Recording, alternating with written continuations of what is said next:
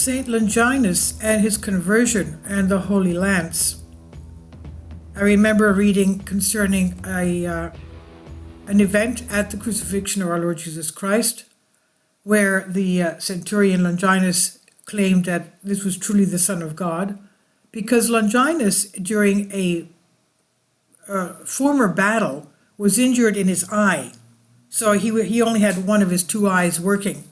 And the injured eye was sprayed with the blood from the crucifixion, and he immediately regained his sight. That is why he said, "Truly, this is the Son of God."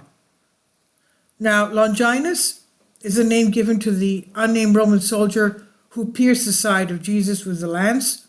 It comes from the Greek word longi, meaning lance. So that's why he was given the name longinus, lance, longi. Who in the medieval and some modern Christian traditions described as a convert to Christianity. His name first appeared in the Gospel of Nicodemus. The lance is called in Christianity the Holy Lance, and the story is related to the Gospel of John during the crucifixion. This act is said to have created the last of the 5 wounds of Jesus Christ. Now, 5 wounds because he had one in each hand, one in each foot, and his side. Now, this person unnamed in the Gospel is further identified in some versions of the legend as the centurion present at the crucifixion, who said that Jesus was the Son of God.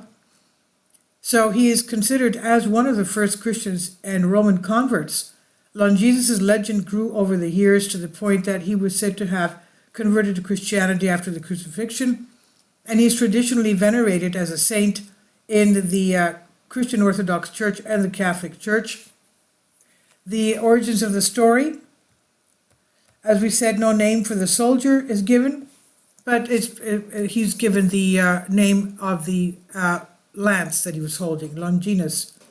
So the canonical Gospels, the name of Longinus is instead found in the apocryphal Gospel of Nicodemus, and Longinus was not originally a saint in Christian tradition. An early tradition found in the 6th or 7th century letter of Herod to Pilate claims that Longinus suffered for having pierced Jesus, and that he was condemned to a cave where every night a lion came and mauled on him until dawn, after which his body healed back to normal, in a pattern that would repeat until the end of time.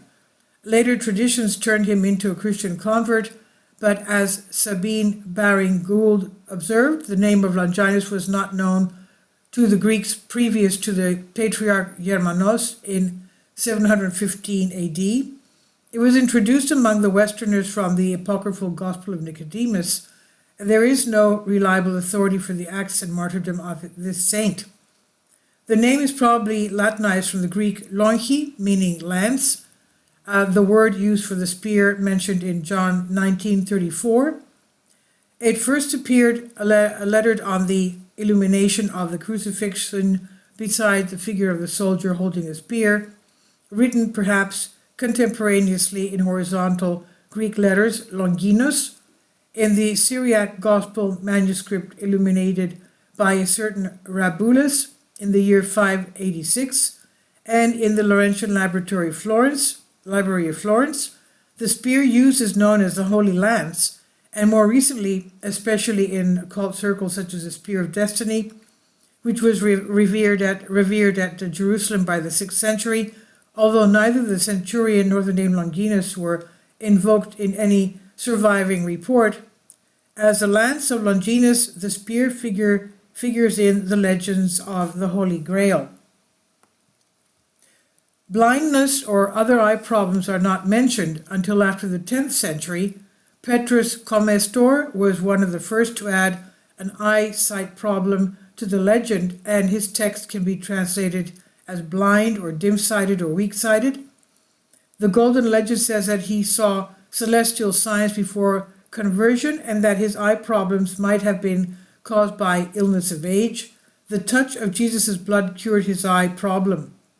The body of Longinus is said to have been lost twice, and that its second recovery was in Mantua in 1304, together with a holy sponge stained with Christ's blood, wherewith it was told, extending Longinus's role, that Longinus had assisted in cleansing Christ's body when it was taken down from the cross.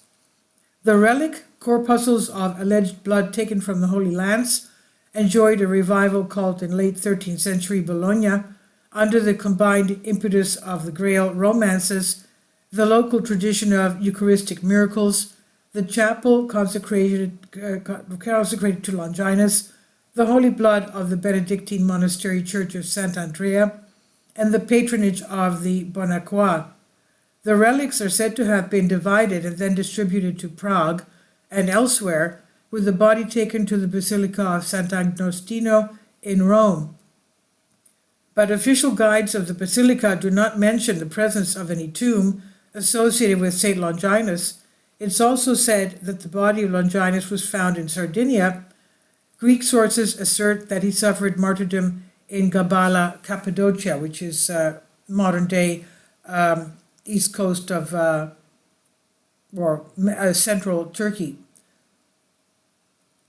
The present-day veneration, Longinus as a saint is venerated generally as a martyr in the Roman Catholic Church and the Christian Orthodox Church and the Armenian Apostolic Church.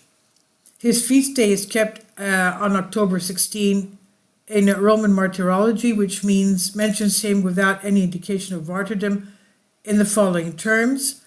At Jerusalem, commemoration of St. Longinus, who is venerated as a soldier opening the side of the crucified Lord with a lance. The pre-1969 feast day in Rome rite is 15 March, which is today. In Eastern Orthodox Church, commemoration him on October 16.